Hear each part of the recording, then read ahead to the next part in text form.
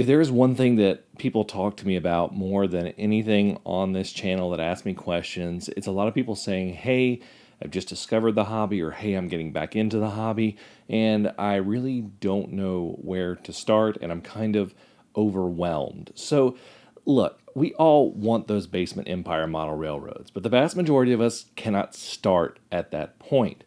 We need to build our skills, build our railroad collection, and learn from our mistakes.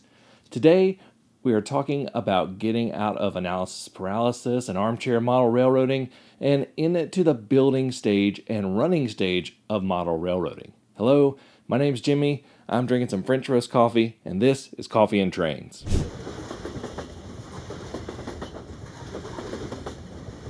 This video is brought to you by Model Railroad Academy. Model Railroad Academy is your online resource for model railroad instructions, ideas, and information, with loads of tutorials and articles for model railroaders of every skill level. One of my personal favorites is Alan Keller's Great Model Railroads series. It is just so much fun to look at all of these different model railroads from all of these different great model railroaders and just get inspiration from those. Plus, you can find tutorials on everything from bench work to electronics to scenery, all sorts of things there. The first 1,000 people to sign up at the link in the description below will get a full year of premium membership to Model Railroad Academy for $1.49. Offer is valid for new members only. If you want to tell me what kind of coffee you are drinking and have it featured just like these guys right here, you can do that in the comments below, and you might see your name pop up on an episode of Coffee and Trains.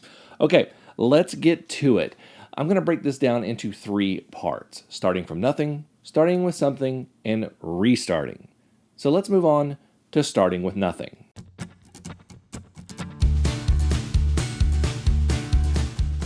Starting with nothing is actually one of the most enviable positions that you can be in model railroading, believe it or not. You have no predispositions to hamper you on railroad design.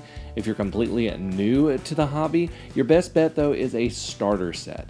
This will get you going, and there are quite a few out there in most every scale. Starter sets give you a train, track, and a power supply to run it.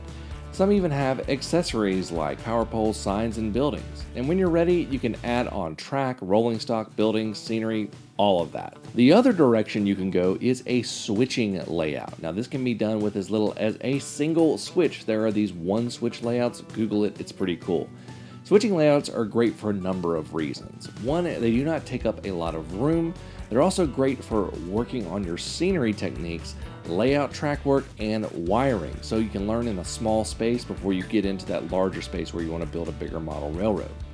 You're going to be able to get a nice looking layout running fairly quickly and learn a lot in the process.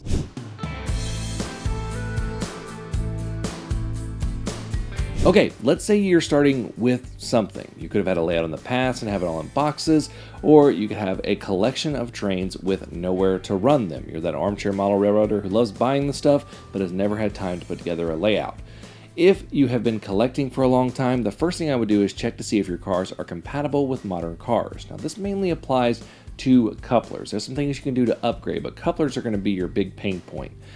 If your older HO scale stuff has hook and horn couplers, or for N-scalers as Rapido style couplers, which is not Rapido the company, you're going to need to look about changing those couplers out to compatible ones with new rolling stock. For HO scale, you're going to be looking at KD couplers, that's KADEE, and for N-scale, you're going to be looking at micro trains couplers. Those are going to be your most common places to get new couplers for each of those scales. And for O scale with Lionel, the couplers are actually fairly compatible with older scales. It's one of the perks of having a larger scale.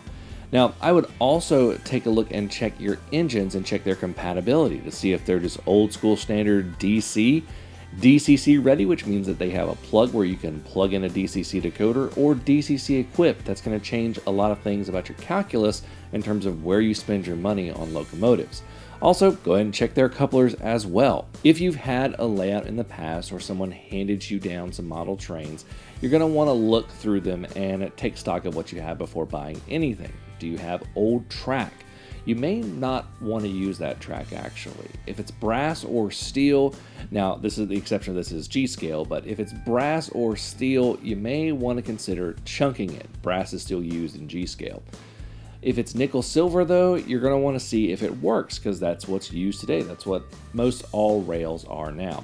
The best way to tell if it's brass, steel, or nickel silver is that brass is, well, it's brass colored. You'll be able to tell that it's brass versus the other two. Now, steel is silver, but it's magnetic, and nickel silver is not magnetic. So that's how you can tell the difference between those two. A lot of times, things like buildings haven't changed too much, especially if they're kits like one from Walther's that have been around a while. As long as they're in good shape, they're going to work just fine. The big thing is you want to make sure that everything works and try to fix things that don't, but don't put too much time and money into that. A great example of this, let's say don't spend $40 to upgrade an old Tyco car. That's not the best idea when you could just buy a replacement car probably for cheaper that's going to have a lot nicer features and a lot better quality as well. And it's probably going to have all the new couplers and everything too.